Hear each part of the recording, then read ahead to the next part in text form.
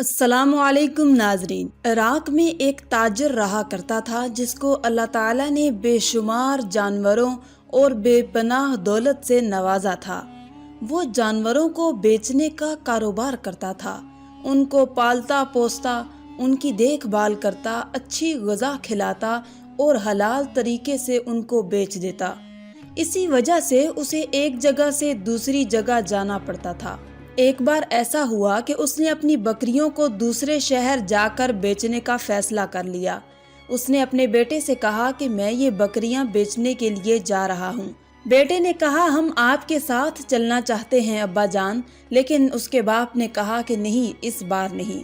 اس کے بعد تاجر اچھی نیت کے ساتھ اپنی بکریوں کو لے کر حلب شہر کی طرف روانہ ہو گیا۔ وہ تاجر اس جگہ پر پہنچ چکا تھا۔ کچھ دن وہ وہاں رکا۔ وہاں پر مویشیوں کا ایک بہت بڑا بازار لگتا تھا۔ اس نے اپنی ساری بکریاں بیچیں اور بہت ساری رقم کما کر واپس اپنے شہر کی طرف روانہ ہو گیا۔ ابھی وہ راستے میں ہی تھا کہ ایک ڈاکو جو اس جگہ کا مشہور ڈاکو تھا، اس نے اس کو دیکھ لیا اور وہ سمجھ گیا کہ تاجر کے پاس بہت زیادہ رقم ہے، یعنی بہت زیادہ روپے پیسے ہیں۔ اس نے سوچ لیا کہ میں اسے لوٹ لوں گا۔ وہ ڈاکو لگاتار اس تاجر کا پیچھا کرنے لگا۔ جب تاجر راستے میں ایک ویران جگہ پر ایک درخت کے نیچے کچھ دیر آرام کرنے کے لیے رکا، اس ڈاکو نے تاجر پر حملہ کر دیا۔ اس کی گردن پر اپنا خنجر رکھا اور کہنے لگا جو کچھ بھی تمہارے پاس ہے نکال کر چپ چاپ میرے حوالے کر دو۔ اس نیک انسان نے ادھر ادھر دیکھا اور شور مچایا کہ کوئی شاید اسے بچا لے، مگر اس ویران جگہ پر اس کی آواز سننے والا کوئی بھی نہیں تھا۔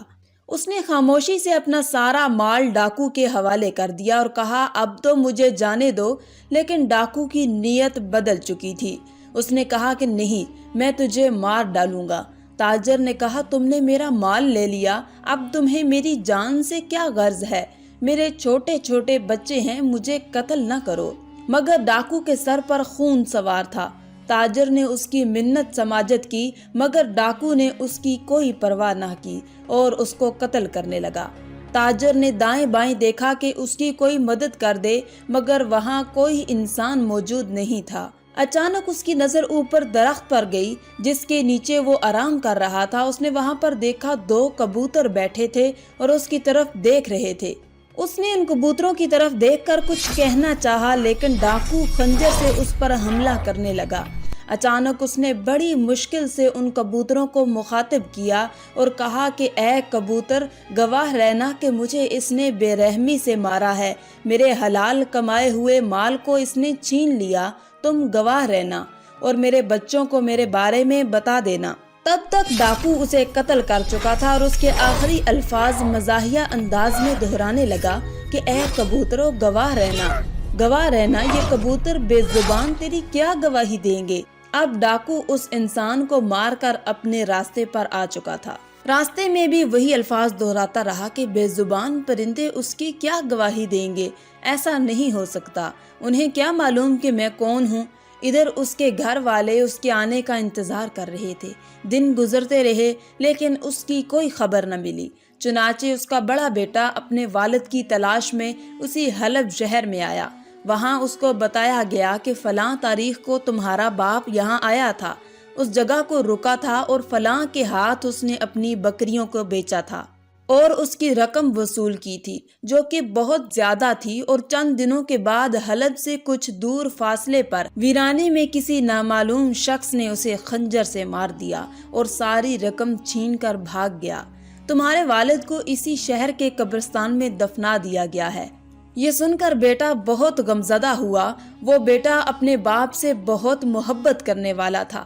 اس شہر کے حاکم کے پاس گیا اور کہا کہ یہ کیا ہو گیا؟ میرا باپ تو یہاں پر کاروبار کے سلسلے میں آیا تھا، بکریوں کو بیچتا تھا، اس کو قتل کر دیا اور اس کے پاس جو رقم تھی وہ رقم بھی چھین لی۔ رقم کا غم نہیں، لیکن میرے باپ کے جانے کا بہت غم ہے۔ ایسے آپ کے شہر میں کوئی اجنبی آتا ہے اور کسی کو مار کر چلا جاتا ہے، کیا آپ کے پاس اسے پکڑنے والا کوئی نہیں؟ شہر کے حاکم نے اس کی بات نہ سنی۔ وہ رو رو کر وہاں سے قاضی کے پاس پہنچا۔ قاضی نے بھی اس کی کوئی مدد نہ کی۔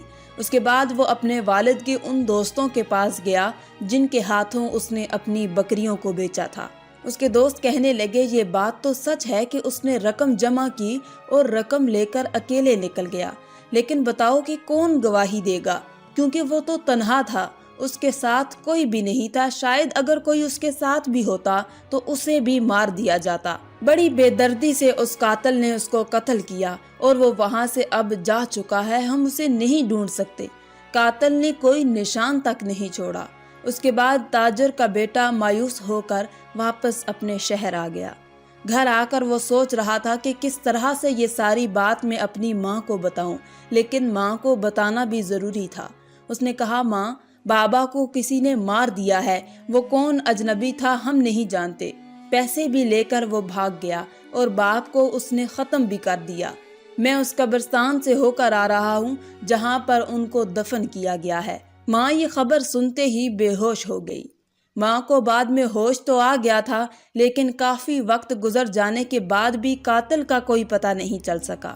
وہ بیٹا سوچتا ہے کہ کس طرح میں اپنے باپ کو انصاف دلاؤں گا۔ ایک بار ایسا ہوا کہ وہ فجر کی نماز پڑھنے مسجد میں گیا۔ وہاں پر ایک مولوی صاحب تھے، انہوں نے اسے پریشان اور زارو قطار روتے ہوئے دیکھا تو اس سے پوچھا، بیٹا کیا بات ہے، آخر تم اتنا کیوں رو رہے ہو؟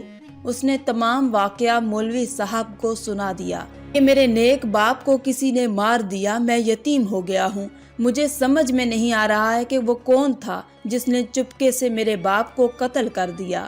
اس شہر کے حاکم کو بھی یہ بات معلوم نہیں، گواہی دینے والا بھی کوئی نہیں۔ تو مولوی صاحب کہنے لگے، اگر میں تمہیں وقت کے ولی کے بارے میں بتاؤں جو اللہ کے ولی ہیں اور وہ بہت علم رکھتے ہیں، وہ ضرور تمہیں خبر دے دیں گے کہ تمہارے باپ کو کس نے ناجائز طور پر قتل کیا ہے۔ یہ سن کر بیٹا بہت خوش ہوا۔ اس نے کہا کہ آپ مجھے ان سے ملوا سکتے ہیں؟ مولوی صاحب کے ساتھ وہ اس اللہ کے ولی کے پاس پہنچا۔ اللہ کے ولی اس وقت عبادت میں مصروف تھے۔ بیٹا چپکے روئے جا رہا تھا۔ اللہ کے ولی نے اپنی عبادت سے فارغ ہو کر کہا، بیٹا غم نہ کرو، انشاءاللہ وہ گواہی دیں گے اب تمہارے باپ کے قتل کی جن کے بارے میں اس اجنبی کو بھی گمان نہیں تھا۔ تم دیکھ لینا، اللہ تعالیٰ کی رسی جب کھینچتی ہے تو بڑے سے بڑے مجرم اپنی گردن کو نہیں بچا سکتے۔ تم دیکھ لینا، وہ پکڑا جائے گا اور اپنے منہ سے خود ابھرے گا۔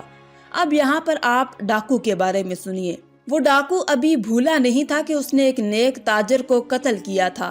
جب بھی وہ کسی کبوتروں کے جوڑے کو دیکھتا تو اسے ایک نیک تاجر کے الفاظ یاد آ جاتے تھے، اے کبوتروں گواہ رہنا۔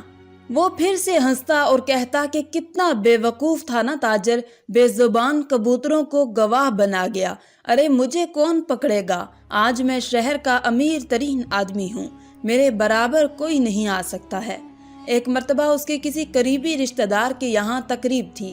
وہ خود بھی امیر تھا اور اس کا رشتہ دار بھی بہت پیسے والا تھا۔ وہاں پر بہت سے نامی گرامی لوگ موجود تھے۔ وہاں پر طرح طرح کے کھانے لگائے گئے۔ اس قاتل کے سامنے بھی ایک بڑا سا تھال رکھا گیا۔ جب اس نے تھال سے ڈھکنا اٹھایا تو سامنے 2 بڑے کبوتر بھنے ہوئے پڑے تھے۔ اس آدمی نے ایک لمبی سانس لی اور اس کی آنکھوں کے سامنے ایک درخت، اس کے اوپر بیٹھے ہوئے کبوتروں کا ایک جوڑا اور نیچے ایک لاش گھوم گئی۔ اس کے کانوں میں تاجر کے الفاظ گونج رہے تھے، اے کبوتروں گواہ رہنا، اور پھر اس نے نہ چاہتے ہوئے بھی ایک زوردار قہقہ لگایا اور زور زور سے وہ ہنس رہا تھا اور لوگ اسے پاگل سمجھنے لگے۔ لوگوں نے دیکھا کہ یہ اس کو کیا ہو گیا ہے، یہ دعوت کو بھول کر، کھانے کو بھول کر لوگوں کو قتل کا واقعہ سنانے لگا۔ اس نے ایک ایک بات مکمل تفصیل سے لوگوں کے سامنے بتا دی۔ لوگ یہ سن کر حیرت زدہ تھے۔ جیسے ہی اس نے اپنے راز کو اپنے منہ سے کھولا تو اسے احساس ہوا کہ میں نے یہ کیا غلطی کر دی۔ برسوں سے جس بات کو لوگ بھول چکے تھے اور لوگوں کو پتہ ہی نہیں تھا کہ میں نے اس تاجر کا قتل کیا تھا اور مقدمہ بند ہو چکا تھا، یہاں تک کہ قاضی نے بھی اپنا ہاتھ ہٹا لیا تھا۔ اب خود میں نے چرچا کر دیا اس بات کا، لیکن اب تیر کمان سے نکل چکا تھا۔ چند گھنٹوں میں یہ بات حلب میں لوگوں کی زبانوں پر تھی۔ شہر کے حاکم کو بھی اطلاع مل گئی۔ اس نے فوراً اس قاتل کو گرفتار کرنے کا حکم دے دیا۔ اس دعوت میں شریک لوگوں کو گواہی کے لیے طلب کیا گیا انہوں نے اپنے اپنے بیان دیے۔ مجرم کو بلوا کر گواہوں کے سامنے بیان رکھے گئے۔ اس کے پاس اعتراف کے سوا اور کوئی چارہ نہ تھا، جس نے خود اپنے منہ سے اگلا تھا۔ ظاہری سی بات ہے، اب وہ کیسے کہہ سکتا تھا کہ میں نے یہ نہیں کہا ہے۔ قاضی نے مجرم کو پھانسی کی سزا سنا دی۔ اس سے ایک دن پہلے مجرم سے اس کی بیوی نے الوداعی ملاقات کی اور اس سے پوچھا کہ جب اتنے سالوں سے تمہارے اور اس تاجر کے بارے میں لوگوں کو پتہ نہیں تھا، میں بھی نہیں جانتی تھی، تو پھر کیسے تم نے اس راز کو فاش کر دیا؟ اس نے جواب دیا کہ مجھے نہیں پتا، مجھے ایسا لگا کہ ایک بزرگ ہستی میرے سامنے ہے، ان کا چہرہ بہت نورانی تھا، وہ میرے سامنے آئے اور انہوں نے نہ جانے کیا پڑھ کر میرے منہ پر دم کیا۔ میں بولنے لگا، میں نے وہ سب بولا جس کو کبھی نہ کہنے کی میں نے قسم کھائی تھی۔ اگلے دن صبح سویرے اس کے پھانسی کے منظر کو دیکھنے کے لیے بے شمار لوگ جمع تھے۔ ان میں ایک تاجر کا بیٹا بھی تھا۔ اسے معلوم ہو گیا تھا کہ قاتل گرفتار ہو چکا ہے، اسے پکڑا جا چکا ہے۔ وقت کے ولی نے جو کہا تھا وہ بات سچ ثابت ہو چکی تھی، لیکن ابھی بھی ایک منظر دیکھنا باقی تھا۔ اس کی گردن میں رسی ڈال دی گئی۔ اس نے کہا کہ لوگوں، میری زبان سے وہ الفاظ نہیں نکلے تھے، بلکہ وہ کبوتروں کی زبان سے نکلے تھے۔ وہ 2 کبوتر جو اس درخت پر موجود تھے، جو مجھے مارتے ہوئے دیکھ رہے تھے، اور وہی دعوت کے روز میرے سامنے تھال میں پڑے تھے، لیکن مجھے نہیں پتا وہ یہی کہہ رہے تھے۔ میرے منہ سے بس ان کے الفاظ کی ادائیگی ہو رہی تھی۔ لوگ یہی سمجھ رہے تھے کہ اس کا ذہنی توازن بگڑ چکا ہے، یعنی اب یہ پاگل ہو چکا ہے۔ جب جلاد نے رسی کھینچ دی، لوگوں نے ایک مجرم کو اس کی سزا پاتے ہوئے دیکھ لیا اور سب نے سکون کی سانس لی۔ پھر اچانک لوگ نعرہ تکبیر، اللہ اکبر کی آواز بلند کرنے لگے۔